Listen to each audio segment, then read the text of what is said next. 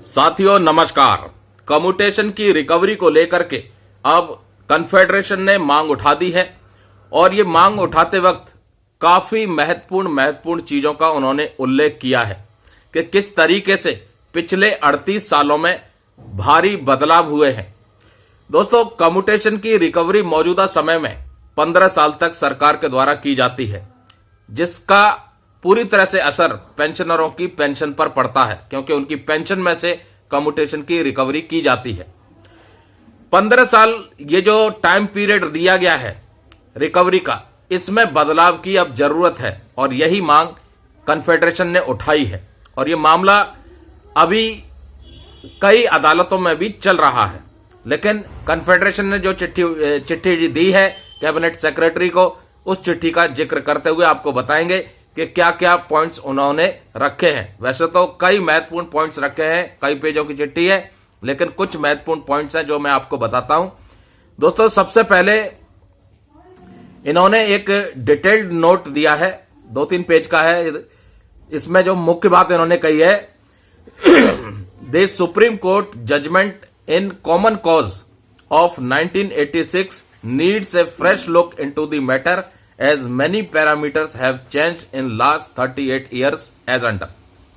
Supreme court का जो फैसला था 1986 का, उसके बाद से लेकर के अब तक 38 साल हो चुके हैं और इन 38 सालों में बहुत कुछ बदल गया है। पैरामीटर्स जो डिसाइड किए गए थे, उन पैरामीटर्स में क्या क्या है, ये 5 इन्होंने दिए हैं। Commutation factor, the rate of interest, the life expectancy, the mortality rate and the death rate. इनमें काफी बदलाव हो गए हैं पिछले 38 सालों में और इन्होंने ये टेबल भी दी है कि क्या क्या चीजें हुई है। अब इन्होंने आगे लिखा है, it is quite clear that in case of 2008 retiree with a commutation factor of 8.194 plus 2 years interest, the recovery works out to 10.2 years, taking into consideration the risk factor of just 2%, it works out to 11 years restoration period। इन्होंने कहा है कि 2008 का अगर कोई retiree है और commutation factor 8.194 है प्लस 2 साल का इंटरेस्ट भी उसमें ऐड कर दें, तो जो रिकवरी है वो 10 साल 2 महीने में हो जाती है। और अगर रिस्क फैक्टर को भी ले लें 2% के हिसाब से, तो ये 11 साल तक रिस्टोरेशन पीरियड बन जाता है और सरकार वसूली कर रही है 15 साल तक। इसके बाद इन्होंने स्टेट गवर्नमेंट का भी हवाला दिया है कि केरला स्टेट गवर्नमेंट ने जो कम्यूटेशन की रिकवरी का पीरियड है उसको 12 साल कर दिया है और गुजरात स्टेट गवर्नमेंट ने उसको 13 साल कर दिया है। 5th पे कमीशन का भी इन्होंने हवाला दिया है कि 5th पे कमीशन में रिकमेंडेशन दी थी कि कम्यूटेशन की अवधि को, जो रिकवरी की अवधि है वो 12 साल तक रहे और 12 साल के बाद रिस्टोर हो जाए फुल पेंशन। तो इस चीज को सरकार ने ना एक्सेप्ट किया ना रिजेक्ट किया और एक इंटीमेशन दिया कि रिजेक्शन रीजंस जो थे उसके लिए, और फिर बाद में एक ये लीगल स्टेटस बन गया, ऐसे करके उन्होंने दिखाया। और ये वो चिट्ठी है जिसके माध्यम से उन्होंने कैबिनेट सेक्रेटरी को इन तमाम मुद्दों का जिक्र किया है और मांग रखी है कि जो कम्यूटेशन की अवधि है उसकी रिकवरी मात्र 12 साल तक की जाए, 15 साल के बदले। बहुत कुछ इसमें बताया गया है कि ये जो confederation of central government employees और पेंशनर्स है, ये लगभग इसमें 7 लाख सेंट्रल गवर्नमेंट एम्प्लॉयज हैं और 130 जो एसोसिएशंस हैं और फेडरेशंस हैं वो सारी एफिलेटेड हैं। और वही जो गवर्नमेंट ऑफ इंडिया का 1986 का आदेश था कम्यूटेशन रिस्टोरेशन वाला, जिसमें कि 15 साल कर दिया गया था, एक बदलाव करके, क्या बदलाव था, CCS commutation of pension rule 1981 के रूल 10A को बदल करके 15 साल जो कम्यूटेशन रिकवरी पीरियड है उसको कर दिया था। और अब इन्होंने मांग रखी है कि भाई पिछले 38 सालों में बहुत कुछ बदलाव हो गए हैं और ये 38 साल पुराना क्लॉज है, इसमें अब जरूरत है एक जरूरी संशोधन की, क्योंकि जो पैरामीटर्स हैं वो उसमें बहुत बड़ा चेंज आया है। कौन कौन से पैरामीटर्स हैं जो मैंने अभी आपको 5 बताए थे, ब्याज interest rate, life expectancy, mortality rate, death rate, actual value and risk factor जो अभी 2% पर है। तो ऐसे तमाम मुद्दे कन्फेडरेशन ने उठाए हैं और मांग रखी है कि इन विषयों पर सरकार ध्यान दे और जो कम्यूटेशन की रिकवरी का पीरियड है वो 15 साल से घटा करके 12 साल किया जाए, ताकि जो पेंशनरों को फाइनेंशियली लॉस हो रहा है कम्यूटेशन की रिकवरी के नाम पर, वो लॉस ना हो।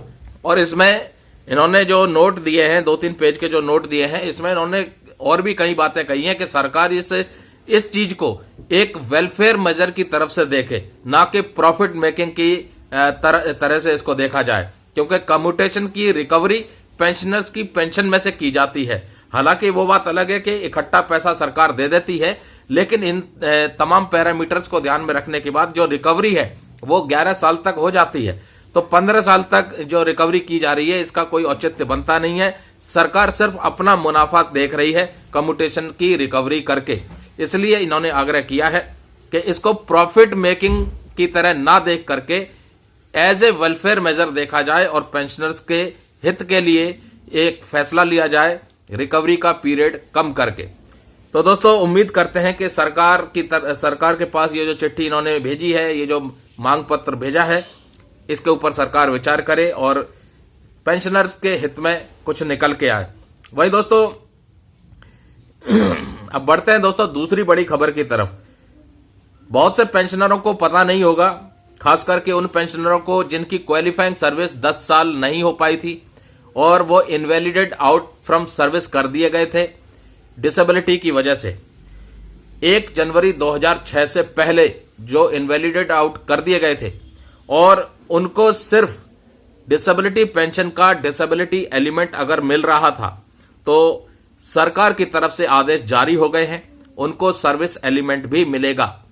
कंडीशन क्या है कि उनकी जो डिसेबिलिटी है वो एट्रीब्यूटेबल टू गवर्नमेंट सर्विस होनी चाहिए और मिनिमम क्वालिफाइंग सर्विस 10 साल से कम होनी चाहिए और डिसेबिलिटी पेंशन का सिर्फ डिसेबिलिटी एलिमेंट अगर उनको मिल रहा है तो उनको सर्विस एलिमेंट भी लागू है। लेकिन सर्विस एलिमेंट का जो पैसा मिलेगा उनका वो 1 जनवरी 2006 से मिलेगा और उससे पहले जो उनका डिसेबिलिटी पेंशन फिक्स किया जाएगा वो जिस डेट को बोर्ड आउट हुए थे उस डेट से उनका फिक्स किया जाएगा। लेकिन 1 जनवरी 2006 से पहले और बोर्ड आउट डेट तक का जो टाइम पीरियड है उस पीरियड का उनको एरियर नहीं मिलेगा। जो एरियर मिलेगा वो 1 जनवरी 2006 से मिलेगा।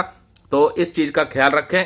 गवर्नमेंट एम्प्लॉयज के लिए एक निर्देश जारी किए गए हैं, इसके बारे में मैंने कल भी वीडियो के माध्यम से बताया था, एक बार फिर से आपको बता देता हूं। फाइनेंशियल एक्सप्रेस की रिपोर्ट है कि अगर किसी ट्रांजैक्शन की वैल्यू 2 महीने की बेसिक पे से ज्यादा है, किस ट्रांजैक्शन की?